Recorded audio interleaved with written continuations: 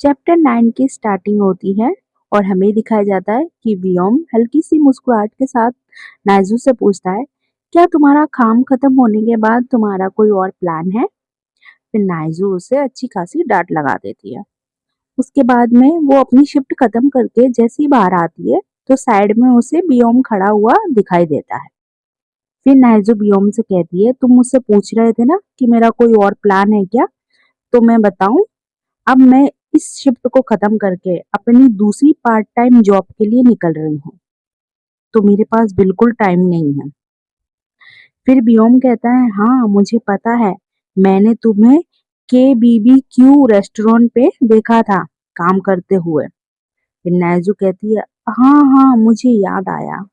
उसके बाद नाइजू थोड़े उदास मन से कहती है कि बड़े लोग अपनी जिंदगी में जिम्मेदारियों के साथ व्यस्त रहते हैं, वो हमेशा मौज मस्ती में नहीं रह सकते, उन्हें काम करना पड़ता है। फिर व्योम हल्की सी मुस्कुराहट के साथ कहता है, तुमने सच कहा।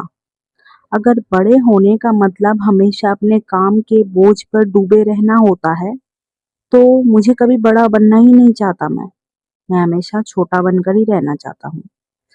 और ये व्योम की बात सुनकर नाइजू कुछ पल के लिए एकदम चुप हो जाती है और अपने मन में सोचने लगती है। फिर बियोम कहता है, क्या देख रही हो आप मेरी तरफ ऐसे? तो फिर नाइजू कहती है, तुम्हारी हाइट क्या 8.5 है? तो बियोम कहता है, हाँ। फिर नाइजू अपने मन में सोचती है कि मिचेल से भी लंबा है ये तो। फिर बियोम कहता है कि आपको आदमियों की लंबाई के बारे में कैसे पता? फिर नाइजो अपने मन में सोचती है, इतने साल तक मैं मिचोल के साथ रही, उसके लिए इतने सारे कपड़े खरीदे, इसलिए मुझे उसके लंबाई के बारे में पता है। पर ये बात वियॉम नोटिस कर लेता है और वो कह देता है कि मुझे बहुत जलन हो रही है इस चीज से। नाइजो कहती है, तुम्हें जलने की क्या जरूरत है, तुम तो ऑलरेडी बहुत लंबे हो।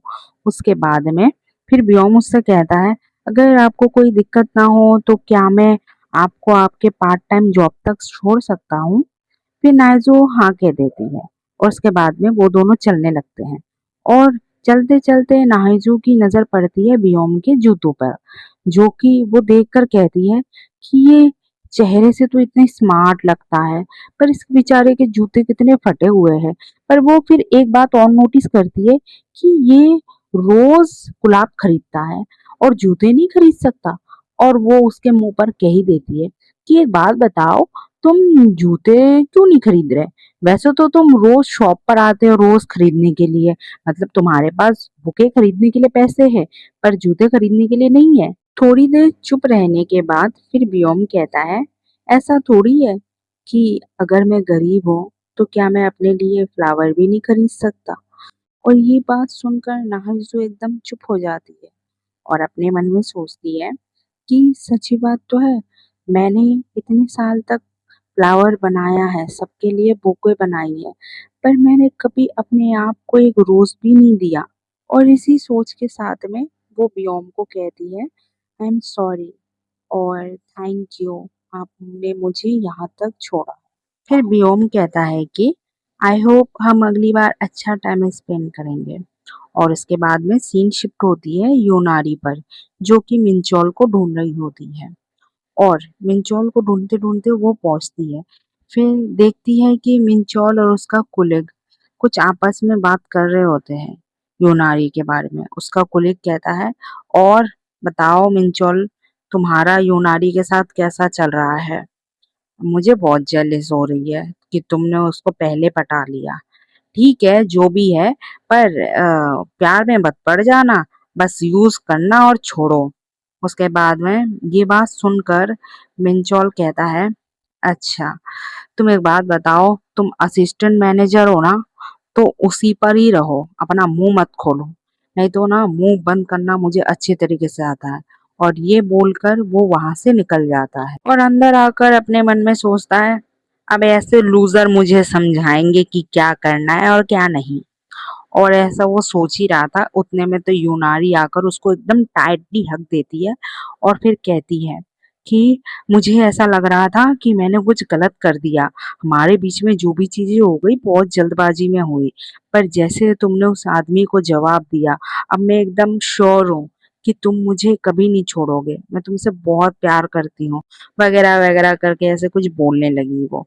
पर इसको क्या पता इसका बहुत बड़ा कटने वाला है। और योनारी सोचती है कि मैं कितनी गलत सोच रही थी, कि मैं डर गई थी मिंजॉल को लेके। पर वो तो मुझसे कितना प्यार करता है, वो बहुत लॉयल है और ये सब बातें सोच रही होती है कि मैं उसे अब कभी नहीं छोड़ूंगी।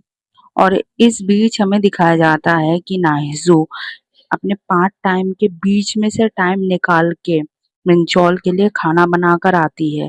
पर मिंचौल क्या कर रहा होता है वो तो आप लोगों को पता ही है। सीन शिफ्ट होता है और हमें दिखाया जाता है कि नाहिजो अपने रिसेप्शन वाली जॉब पर होती है, जहाँ पर वो बियोम के मैसेजेस पढ़ के मुस्कुरा रही होती है और सोचती है कि बियोम अभी छोटा है, इसीलिए वो इन रोमांटिक लव टाइप चीजों पे बहुत ज्यादा रहता है। उसके बाद में उसी रेस्टोरेंट पे नाइजू के पास एक शराबी गया होता है और वो कह रहा होता है कि मुझे एक रूम बुक कर दो और एक लड़की भी भेज देना मेरे कमरे में।